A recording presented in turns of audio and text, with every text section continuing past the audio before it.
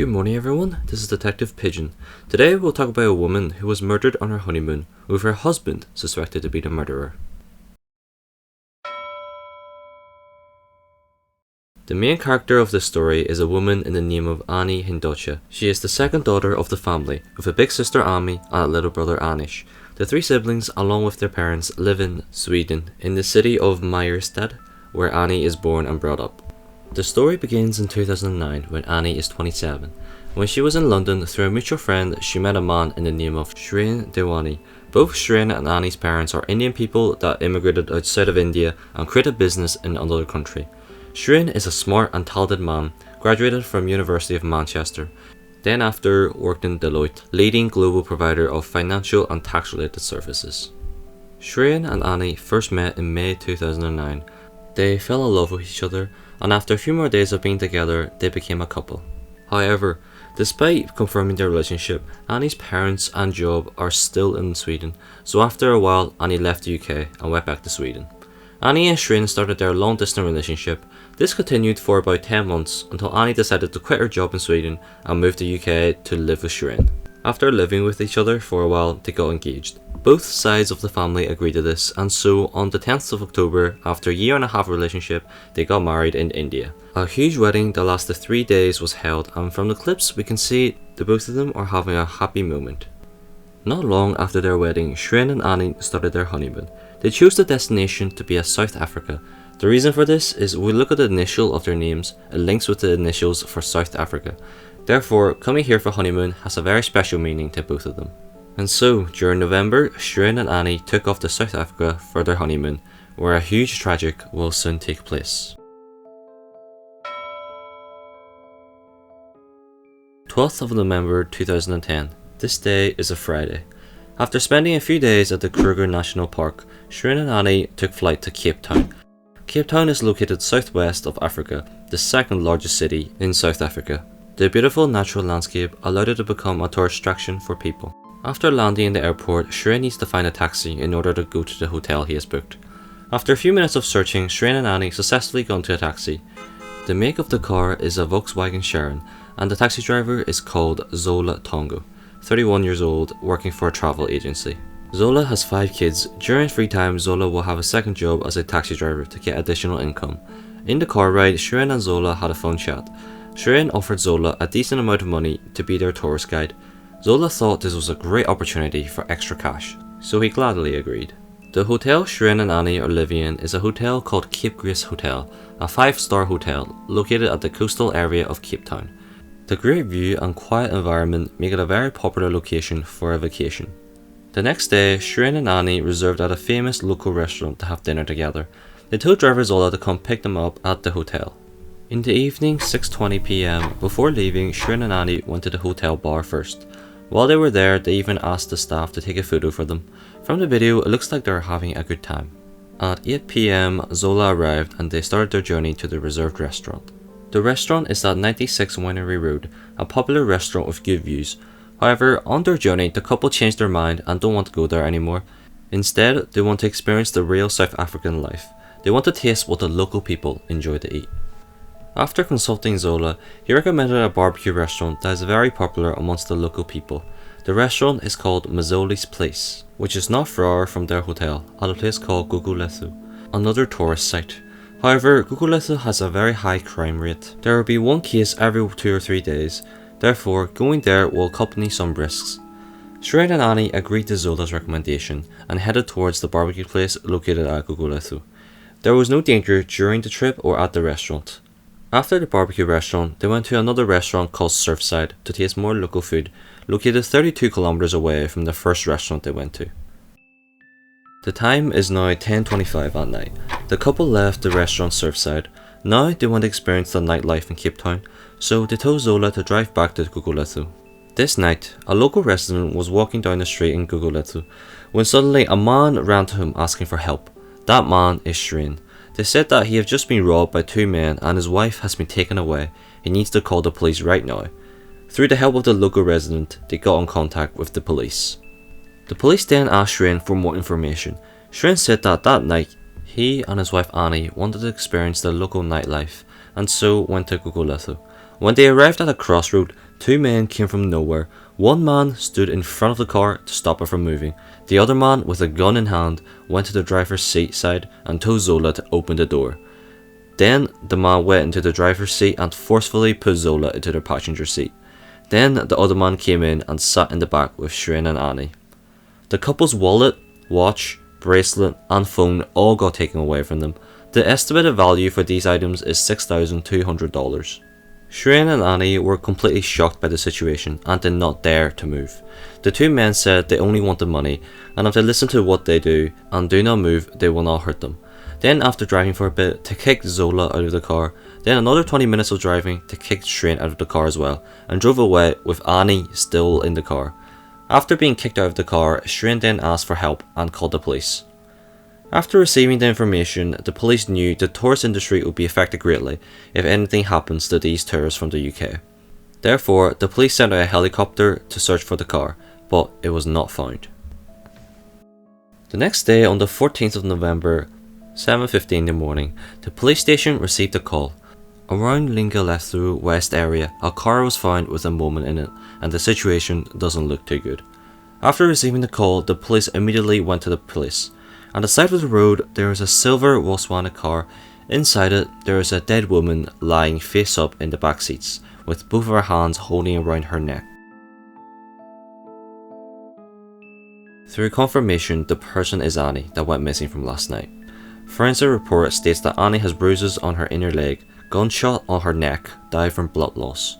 There was no signs of rape. Looking at the map, the place where the car is found is approximately 15 kilometers from Gugulethu. Through investigation, the police found a diamond ring between the cracks of two of the back seats. Shirin said that when the two robbers demanded for their valuables, Annie was very reluctant in giving the ring, so she took the ring off and hid it between the two car seats. In addition, the police found some finger and handprints. 4 days later, 17th November, Shirin went back to the UK along with Annie's body. Two tourists from the UK being attacked in South Africa during their honeymoon. Naturally, this kind of news got a lot of attention from the media. A lot of report was made for this case, and this caused some pressure for the South African police to find the culprit. The investigator inputted the finger and handprint found into the crime database, and one of the handprints found a match. The man is called McGinney. He was jailed a few years ago for fighting in a bar. After obtaining the evidence, the police then arrested McGinney. He confessed that it was him that did it, and he also provided the details for the other accomplice. His name is Kwabi, the neighbour of McGinney. Then the police also arrested Kwabi. McGinney and Kwabi says that they were just being told to do so for money. The person that hired them is a man called Mbolombo, a hotel receptionist. After being arrested, Mbolombo says that he's just the contact person. He doesn't know what they were planning on doing. And the person who contacted Mbolombo says is driver Zola. 1 week after the incident, Zola turned himself in. He says if the punishment can be reduced, he will speak the truth of the incident. Zola says that he is also being told to do so. He said that the planner of the whole incident is Annie's husband, Shirin. The police agreed to Zola and agreed on a plea agreement. Zola will get a smaller sentence, but he has to be the tainted witness and testify Shirin in court. After agreeing, Zola spoke to the events of the incident. The story begins the day before the incident. After Zola drove Shirin and Annie to the hotel, Annie went to the front desk by herself to check in. During this time, Shirin and Zola had a 10-minute private talk in the hotel car park. Shirin told Zola to kill Annie and he will reward him with 15,000 South African rand, which approximates to $911. Zola has no experience in these things, so he contacted the hotel receptionist Mbolombo. Through him, Zola got in contact with Kwabi. On the day of the incident, Zola and Kwabi met up and confirmed the plan. Kwabi has been involved with some crime, but is never as serious as murder, so he is scared to do it alone, and so he contacted his neighbour McGinney to assist him. During that night when Zola drove the couple to the restaurant, Shirin secretly asked them about the plan. After receiving the plan, Zola drove into Gugulethu to a specific crossroad where McGinney and Kwabi are waiting. When they arrived, McGinney stood in front of the car to stop the car, and Kwabi went to the driver's seat side. All of the above details are Zola's one-sided testimony, and so the credibility is unknown. In addition, Zola, McGinney and Kwabi's testimonies had little details which were different from each other. For example, during the incident, Kwabi says that he had no gun, it was McGinney that had the gun in hand. But Zola says during the incident, both of them were holding a gun. The three people's testimonies, apart from stating the fact that Shirin is the planner of the incident, The other minor details all had a certain amount of difference between them. In order to verify his statement, Zola says that the next day after the incident, he and Shirin had a talk in the hotel. The security camera captured this moment. Initially, Shirin did not realize the camera at the corner of the room. It seems Zola reminded him of the camera, and he glanced at the camera briefly. Then Shirin and Zola decided to move to the hotel room to continue their talk. It seems like they are trying to avoid the cameras. From the video, you can see before Shirin went into the room, he had a white plastic bag in his hand. And when he walks out, he does not have the bag anymore. And when Zola leaves his room, he was holding the same plastic bag. Zola explains that the plastic bag has the reward for this event. In addition, Zola also said during the night of the incident, in the car, he and Shirin also communicated by texting on their mobile phones. During that time, Annie was right beside them in the car. It is confirmed through the base station that during the corresponding times, Zola and Shirin did indeed communicate through phone calls and text. However, both of their phones cannot be obtained, so the specific records of the chat is remained unknown. A month after the incident, 7th of December, the trial for Zola was held. During the trial, Zola covered his face using his clothes. He did not want people to see his face. Zola agreed on plea agreement with the police, so he admitted all of the offence. The judge pronounced Zola Tongo to 18 years imprisonment. Due to Kwabi and McGinney having difference in their testimony, the police struggled to find out who is the real person that shot Annie, and so was needed further investigation before the trials. Zola say in court have now made Annie's husband Shirin the suspect, but he already left South Africa back to the UK 4 days after the incident.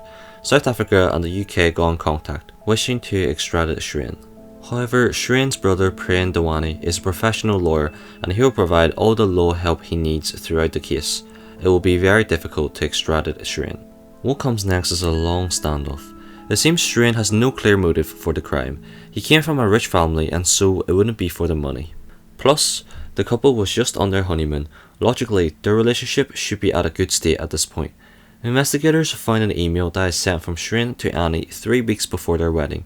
It said, "If you think being with me isn't happy, then this isn't for you. I hope that you didn't say that, but I don't want to force you to do anything."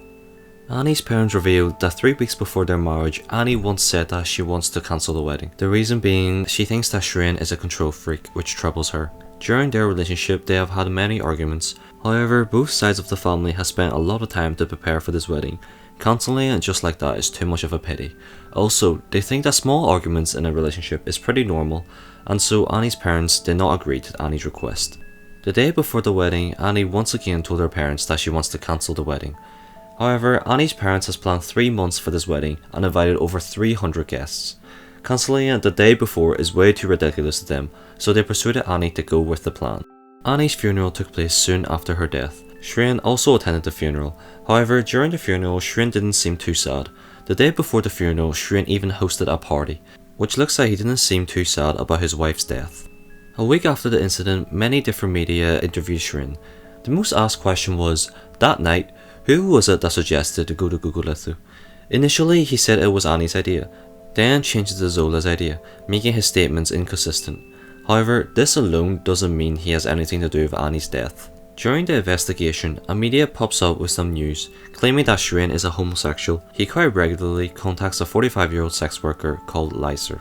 The police got in contact with Lyser, and he admits that that is true. When he seen Shirin's photos on the news, he identified it straight away that it was his old client. They have been in contact at least 3 times.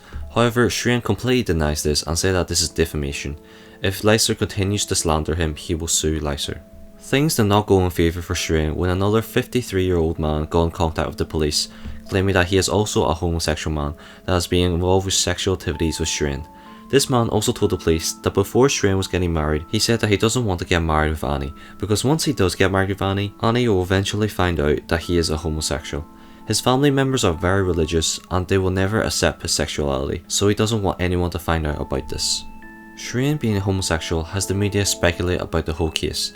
There are people that think that Annie already knew about this before their wedding, but due to an unknown reason she cannot say it, hence doesn't want to get married. But being pressured by the family, she was forced to get married.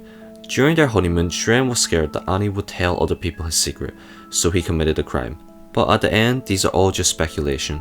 Shirin's lawyer says that ever since the incident, Shirin got severe depression and PTSD. He could not go to sleep during countless nights. He has gotten very weak and lost 12 kg. 1 year after the incident, Shrine was going to be extradited to South Africa, but his lawyer used Shrine has a mental disorder as reasoning to delay this process. 2 years after the incident, August 2012, the trial for Kwabi and McGinney took place. Kwabi signed a plea agreement and was sentenced to 25 years imprisonment. The prosecutor believed that McGinney is the man that shot Annie, but he denies this. McGinney was sentenced to life imprisonment. During his time in prison, McGinney was diagnosed to have brain tumour and died 2 years later. The contact person, Mubulumbu, was not involved in the murder and agreed to be the prosecution witness, so was not prosecuted. This case had a lot of popularity. Annie's parents received interviews from the media regularly, hoping to find the truth one day. After many years, the UK Prime Minister agreed to extradite Shrine to South Africa. On October 2014, the trial was held in Cape Town. Shrine is charged for 5 charges including murder, but he denies all of the charges. He admits that he is bisexual and also admits his relationship with Annie is unstable, but that doesn't mean he did anything else. On court, the prosecutor showed a lot of evidence. Initially, when the police told Shrine about his wife's death, he seemed very upset about this. However, the same day at 7:37, Shrine was caught on camera in the hotel with him on the phone, and what is strange is that Shrine had a huge smile on his face. The next day, Shrine also met up with his driver Zola and gave him the plastic bag with the reward he promised Zola. In addition, Shrine is revealed to have been on homosexual sites multiple times during their honeymoon. His motivation for the crime is to completely get rid of the married life, but also at the same time doesn't want others to find out about his secret. Also, driver Zola, Kwabi, McGinney, and Mubulumbu, one by one, all appeared in court and told the story from their perspective, and all have stated that Shrine is the planner behind all of this.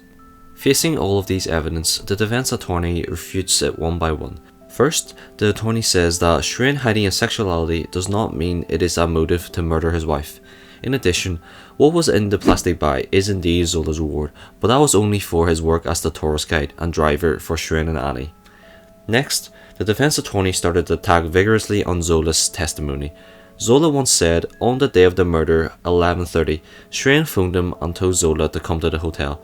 However, the call's history showed that this call was never made. On the day 10:56, the security cameras show Shrine got into Zola's car and headed towards a jewellery store. The staff said that Shrine exchanged 12,000 rand. Zola's monthly wage is around 10,000 rand. If he completes Shrine's plan, he could obtain 5,000 rand. Doing a crime as serious as murder for a reward that is worth Zola's half a month of wage isn't realistic. That night, when Zola was on his way to pick up Shrine and Annie, they were waiting in the hotel bar. During this time, Shrine also had a call with Zola. From Zola's testimony, during this call they were discussing the plans of killing Annie. However, from the security camera, we can see that during this call, Annie was right beside them. Therefore, it seems unrealistic that Shrine would discuss the plan right in front of her like that. That night, 9:33, the three of them arrived at the Surfside restaurant. According to Zola's testimony, it is stated that Annie went into the restaurant first, and during this time, Shrine discussed with Zola about the plan. However, from the security camera, it is revealed that it is Zola and Shrine that walked into the restaurant first, with Annie following behind them. After taking Shrine and Annie to the restaurant, Zola left soon after at 9:35. These evidence all show that Zola is lying. In total, the defense attorney found 30 places where it showed inconsistency. The defendant believed that Zola is doing this so that he could accuse Shrine to be the planner behind this, so that he could get a lighter sentence. Defense attorney thinks that Zola started to plan this when they got in contact with Shrine and Annie in the taxi. He sees them with expensive jewellery, living in high-end hotels and wanted to steal from them, so he contacted Mubulumbu, then McGinney and Kwabi. The three of them planned this robbery together, but unfortunately during their robbery the gun was shot accidentally, which led to the tragedy. Then the three people decided to throw the responsibility to Shrine and accuse him to be the planner. Due to Zola, Kwabi and McGinney all had different levels of inconsistency in their testimony, after 2 months, on the 8th of December 2014, the decision was made. Defendant Shrine Dewani is found not guilty and released on the day. 6 months after Annie's death, her family poured her ashes in the Lake of Anurn. This was Annie's favourite place before her death. Annie's father wrote a book to describe what he experienced after the incident. Till this day, this case still has a lot of controversy. There are people that believe that Zola is the planner of all this and he did this for the sake of money. There are also people that think that Shrine is the mastermind behind all of this. He did not want marriage to constrain him, and so he found Zola and hired him to kill his wife. We don't know if Shrine is the culprit or not, but we do know for certain that a beautiful and lovely woman has forever left the world.